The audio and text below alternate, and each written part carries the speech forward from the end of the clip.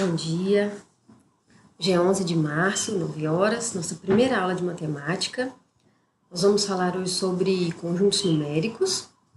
É um assunto que é basicamente comum em todos os anos, né? Então, nós vamos começar do inicinho, pretender hoje até o conteúdo do sétimo ano, né, do nível 7.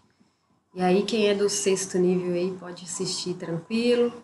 Na hora que chegar na parte que é do sétimo, vocês vão perceber que já não tem mais necessidade de acompanhar, né? Mas quem quiser, curiosidade, já dá uma espiadinha no que vai vir no futuro aí. Para o pessoal do oitavo e do nono, nível 8 e 9, nós vamos ver nas próximas aulas, ok? Mas é bom estar vendo também para recordar. Vamos lá, então.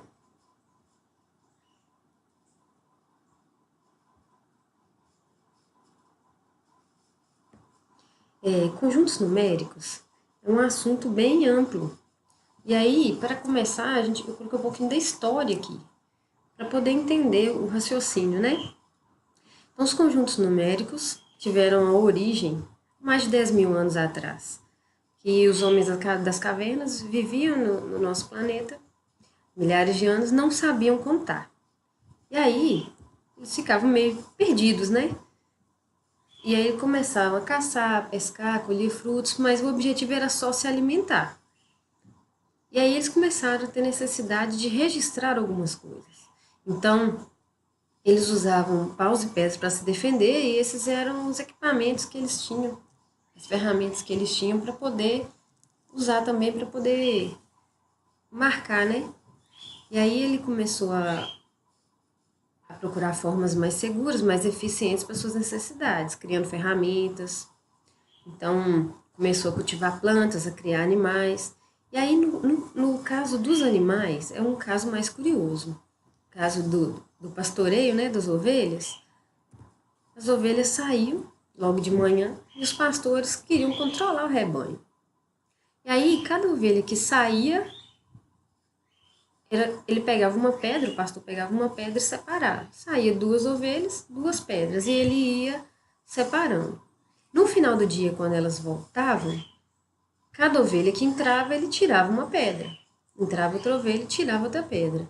E aí, no final, ele tem como saber se tem ovelha a mais, se tem ovelha faltando, se alguma ficou perdida. E era um controle assim, uma ovelha igual uma pedra. Pode ser que eles tenham usado outros objetos, né? Mas a história a princípio, foi pedra mesmo.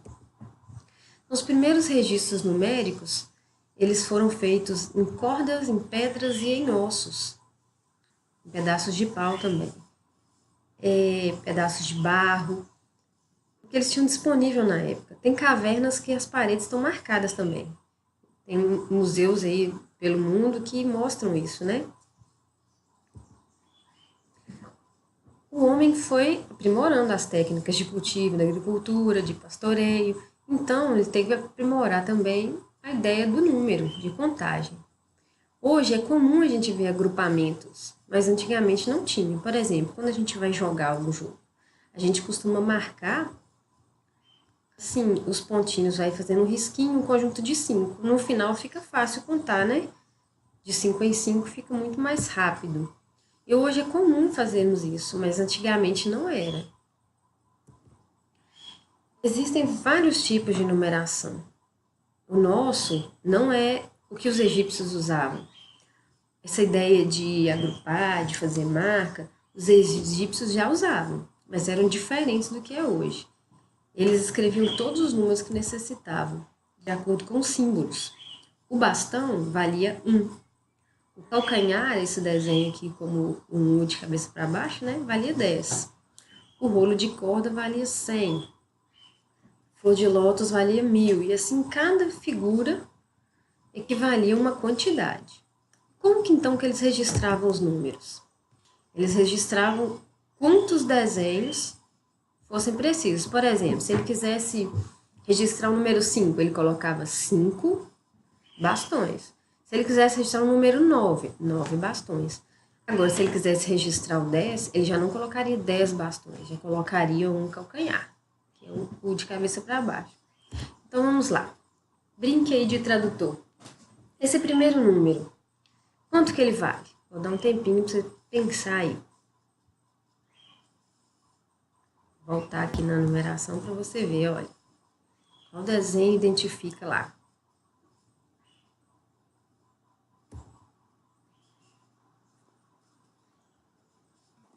A gente tem um rolo de corda e 2 bastões.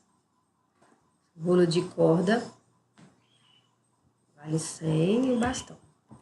O segundo, olha, rolo de corda, calcanhar e bastão. E o terceiro nós temos flor de lótus, calcanhar e bastão. Pronto? Conseguiram? Então vamos ao gabarito. Primeiro, olha, a gente tem um rolo de corda que vale 100 e mais 2 bastões, então equivale aos 102. Espero que todos tenham acertado que esse estava tranquilinho, né?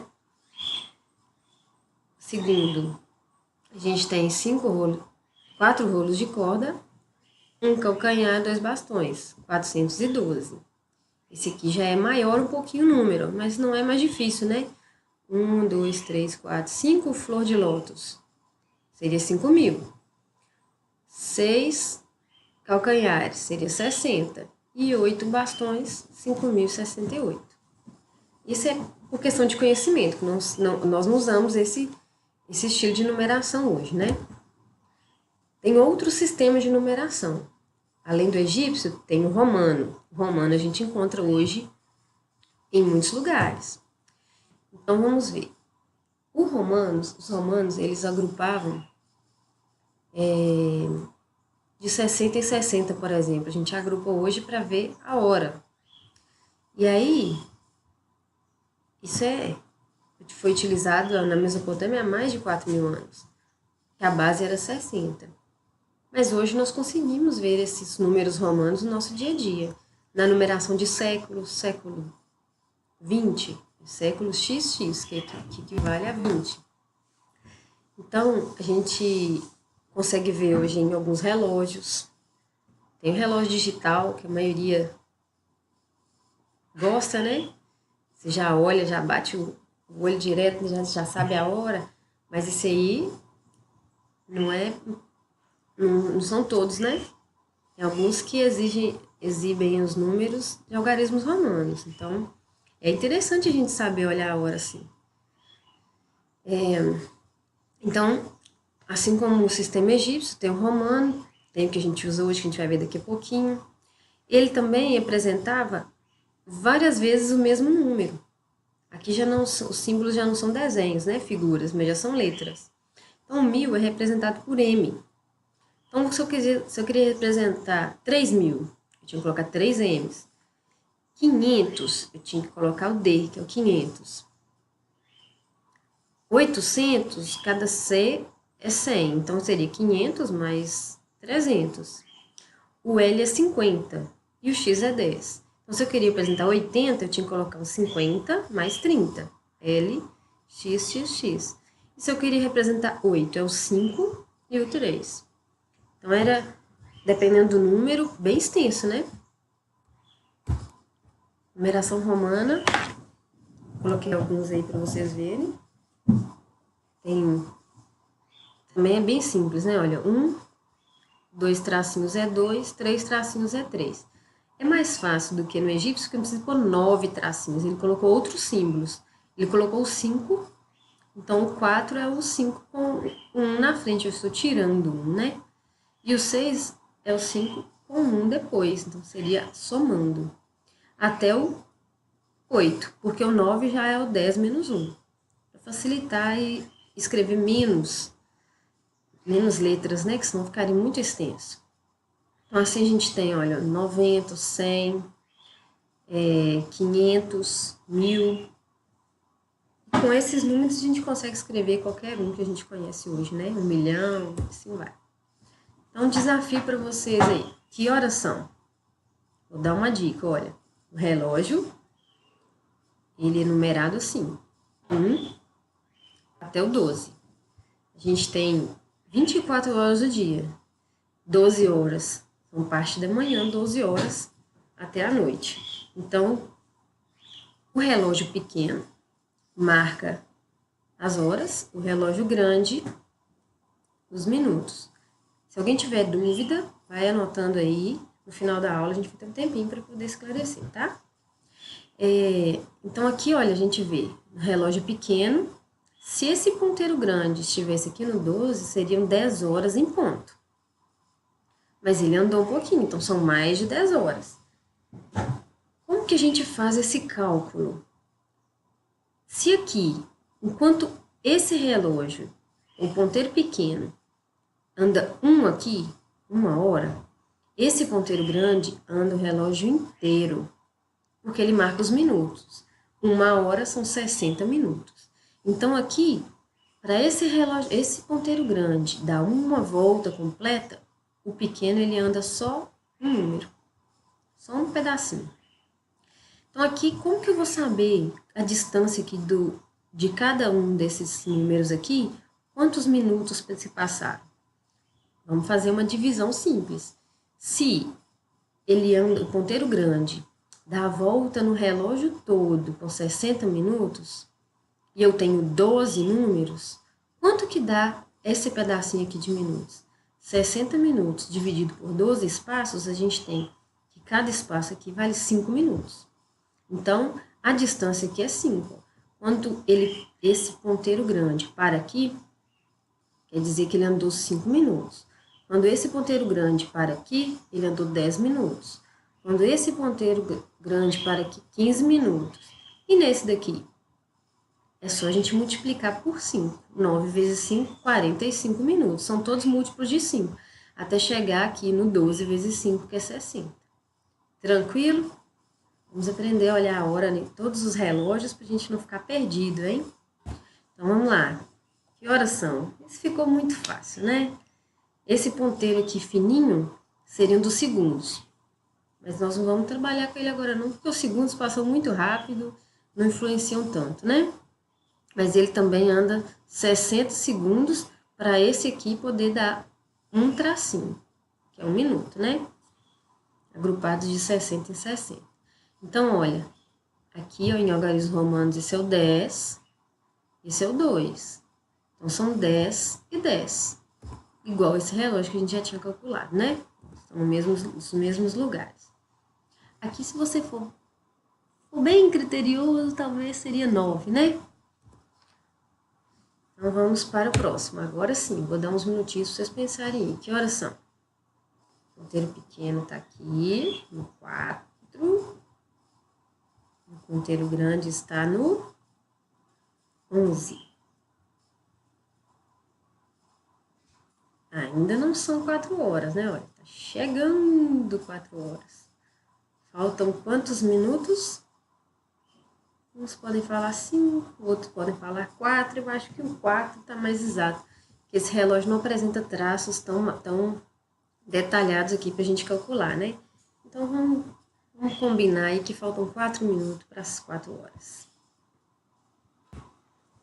Agora sim, nós chegamos no sistema de numeração decimal, que é o que a gente utiliza hoje. O sistema de numeração que a gente usa, ele é decimal porque ele é agrupado de 10 em 10. A gente tem os algarismos 0, 1, 2, 3, 4, 5, 6, 7, 8 e 9, que são utilizados para contar as unidades, dezenas e centenas. Com esses algarismos, nós conseguimos formar qualquer número, infinitos números. Então, algarismos são esses aqui, que representados aqui. E os números são os que eles formam. Ok? O hábito de agrupar de 10 em 10 é presente em vários sistemas. Esse que a gente utiliza hoje é considerado indo-arábico, pela origem dele, né? A princípio, o homem começou a contar de 10 em 10, agrupar de 10 em 10 por causa dos dedos das mãos. Só que foi insuficiente, que daria só um agrupamento. E aí, como que seriam as unidades, né? Como que o homem faria para contar várias vezes? ele precisaria de pegar mãos emprestadas. E isso aí complica, né? Então, ele criou ferramentas para ajudar. O ábaco é o mais utilizado. Até hoje ele é utilizado. Então, olha, você junta 10 unidades, passa para uma dezena. Desocupa aqui. 10 dezenas, passa para uma centena. Pode desocupar aqui. 10 centenas para uma unidade de milhar. Esse ábaco ele pode ter mais coisas. Ele pode não ter só unidade, dezena e centena. Ele pode ter unidade, dezena e centena de milhar, unidade, dezena e centena de milhão. Mas esse aqui é o mais utilizado, né? Então, que número que está registrado aqui, olha? 2.000, 1, 2, 3, 400, aqui vale 10, né? 1, 2, 3, 4, 5, 6, 7. 2.417, ok? Hoje também é utilizado o sistema de numeração binário. Ele não é visível como sistema de numeração decimal, porque ele é utilizado nos computadores. É uma programação interna que com o número 0 e 1, combinação só desses dois dígitos, o computador cria várias informações, letras, palavras, textos, cálculos, imagens. Então, essa criação do sistema de numeração binário é atribuída ao matemático alemão Leibniz.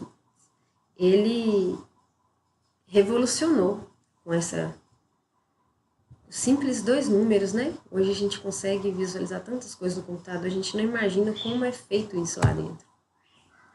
Então vamos, já que o nosso sistema indo-arábico ele é agrupado de 10 em 10, nós vamos ver os números naturais, que é o primeiro dos conjuntos, é o mais básico.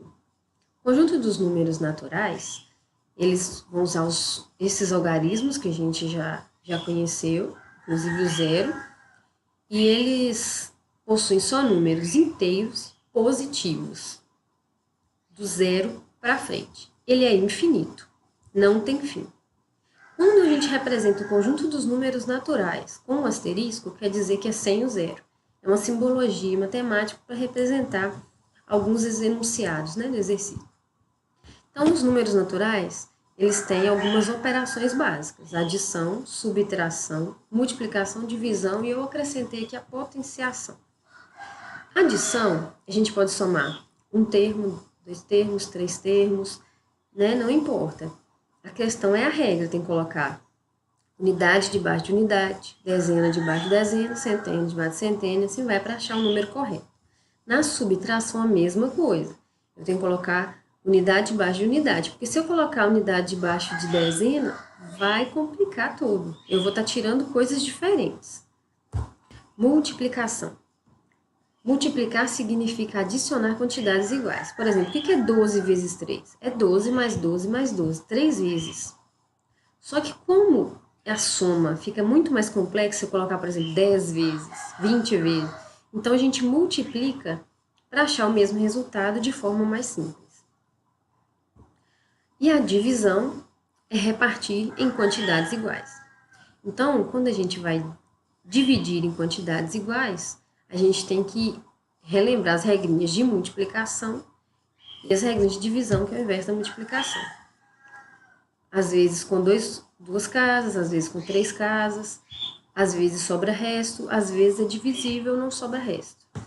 Mas essas regrinhas depois a gente pode ver com mais detalhes, né, em outra oportunidade. As regrinhas de divisibilidade. Hoje o objetivo é ver os conjuntos numéricos, né, então não vou detalhar tanto não. E temos a potenciação, que é o produto de fatores iguais. O que a gente fala que é 5 elevado a 3? Nós temos um expoente 3 e a base 5.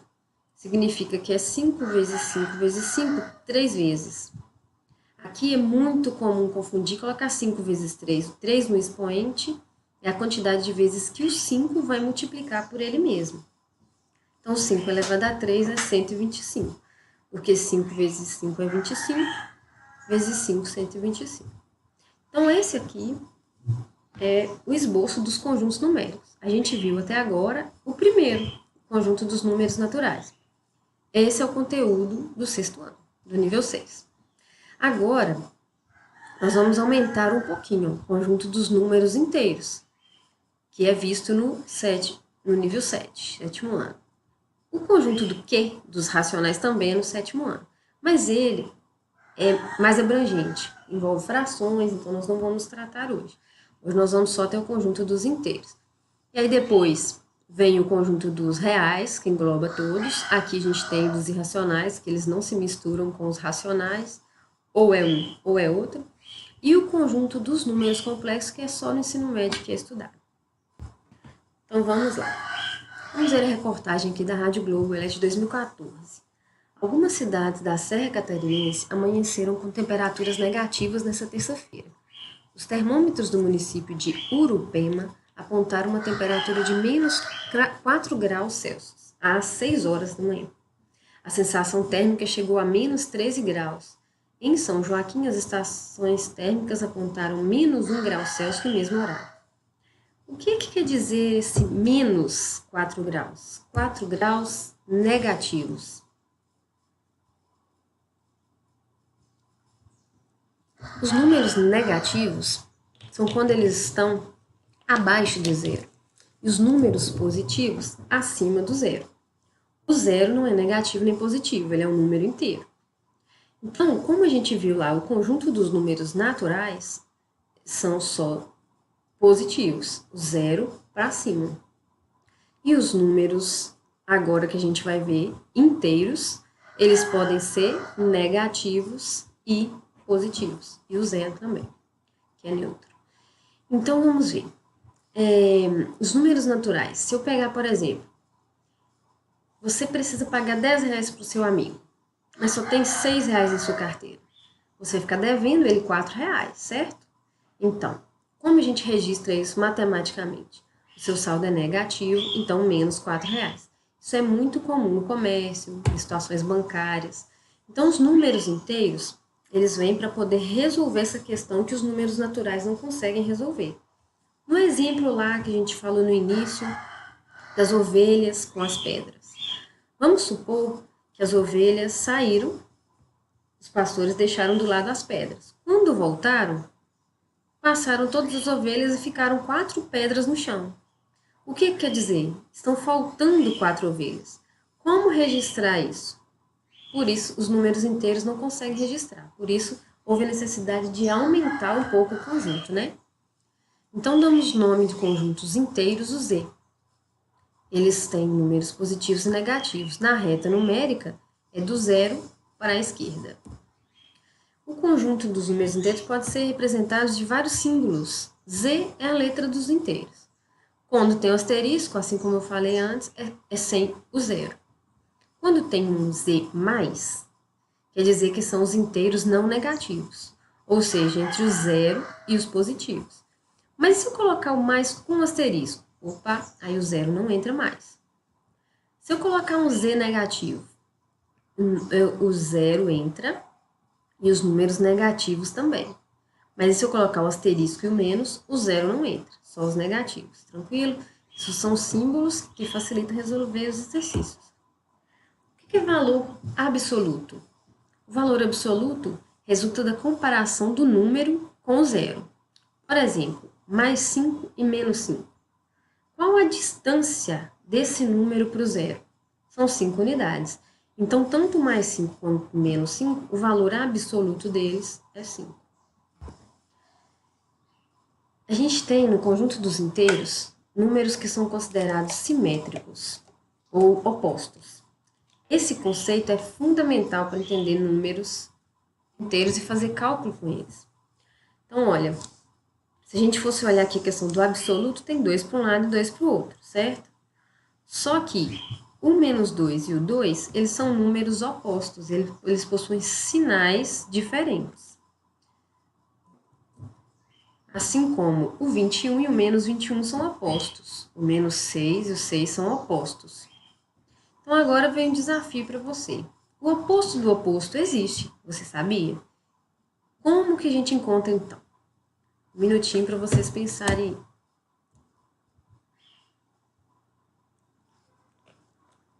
Oposto do oposto. É simples, é só fazer o oposto duas vezes. Vamos pegar um número, por exemplo, 5. Qual é o oposto de 5? É o menos 5. E o oposto de menos 5 é 5. Então, toda vez que a gente falar oposto do oposto, é o mesmo número. Tranquilo? Adição e subtração de números inteiros. Isso exige muita atenção. Por quê? Quando nós realizamos a operação com os números naturais, a gente só soma ou subtrai. Agora, com os números inteiros, eu preciso observar o sinal. Se os sinais forem iguais, nós somamos os valores absolutos e mantemos o sinal. Se os sinais forem diferentes, a gente subtrai os valores absolutos e mantém o sinal do maior número. Vamos ver nos exemplos. Eu tinha 15 laranjas, ganhei 20, passei a ter 35. Tudo positivo, juntei, beleza. Eu estava com uma dívida de R$ 10 e gastei 48. Quanto que eu estou devendo agora? 58, sinais iguais, juntei. E mantenho o sinal porque são iguais. Agora, eu tinha 5 figurinhas, dei 5 para o meu amigo. Quanto que eu vou ficar? 20 menos 5, 15. Tranquilo, né? O positivo é maior, aqui fica como se fossem números inteiros. Agora, números inteiros não, naturais, né? Agora, eu tinha... Se aqui fosse o contrário, eu estava devendo R$ 20 e paguei 5. Eu vou continuar devendo 15. Então, sinais diferentes eu subtraio e mantenho o sinal do maior. Um número somado ao seu oposto é sempre zero, porque eles têm sinais diferentes, mas o mesmo valor absoluto. Então, 85 menos 85, zero. No caso da multiplicação e divisão, já estamos chegando no finalzinho da aula. Ao realizar operações com números inteiros, precisamos observar os sinais. Se eles forem iguais, multiplicamos ou dividimos os valores absolutos e mantemos o sinal positivo. Menos vezes menos é mais vezes mais é mais. Se eles forem diferentes, multiplicamos ou dividimos os valores absolutos e mantemos o sinal negativo. Mais vezes menos é menos, menos vezes mais é menos. Então, vamos ver. 4 vezes 5 é 20 sempre. Mas vamos olhar o sinal. Menos vezes menos vai dar positivo. Mais vezes mais, positivo. Sinais iguais, sinal positivo. Mais vezes menos é menos, sinais diferentes, negativo. Menos vezes mais é menos, sinal diferente, negativo. Potenciação. Nós vimos lá que um número elevado a 3 é porque é ele vezes ele 3 vezes. Então, 2 vezes 2 vezes 2 é 8. E quanto que vale, então, menos 2 ao cubo? Nós vamos multiplicar os sinais. Menos vezes menos, mais vezes menos, menos. Então, toda vez que o expoente for par e o sinal aqui dentro negativo, ele sai positivo. Olha, menos vezes menos, mais. Toda vez que o expoente for ímpar e o sinal que for negativo, sai negativo. Se aqui dentro for positivo, não precisa questionar nada, é positivo para par ou para ímpar o expoente, tá? Agora é sua vez. Vou dar uns minutinhos aí para você pensar e fazer essas continhas aí.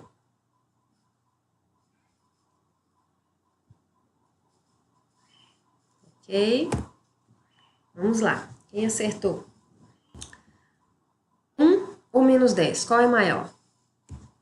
1. Menos 10 é negativo, ele está à esquerda do zero, ele é um número pequeno. 30 ou 0? 30. Tá? À direita sempre é maior. Menos 20 ou 0? 0. Menos 20 é negativo, tá? À esquerda ele é menor. 10 ou menos 10? É melhor ter saldo positivo no banco do que negativo, né? 10 é maior. Questão de multiplicação. 4 vezes 7 é 28. Mais vezes menos, menos. Sinais diferentes na multiplicação mantém o negativo. Menos 50 com menos 50. Aqui nós temos subtração. Dois números com sinais iguais. Mantém o sinal deles. Menos 100. Somo os valores absolutos, 50 com 50, 100, mantém negativo. Eu sempre gosto de pensar assim, numa historinha. Eu tô devendo 50 reais, eu pego mais 50 emprestado, quanto que eu vou ficar devendo? 100, então é negativo. 7 dividido por 7 é 1. E o sinal? Sinais diferentes, negativo. Aqui a gente tem uma subtração. Subtração, 7 menos 2. Então, aqui o menos 2 é a mesma coisa, esse menos é como se fosse o oposto do número. Menos com menos é o oposto do número, porque menos vezes menos é mais. Então, seria 7 mais 2, que é 9. Aqui, olha, 2 e o menos 14. Sinais diferentes, a gente subtrai. 14 menos 2 dá 12. Mantém o sinal do maior, que é o 14. A historinha aqui seria assim, eu tenho 2 reais e gastei 14. O que vai acontecer? Eu vou ficar devendo 12, então é negativo. Ok? Até a próxima aula então, pessoal.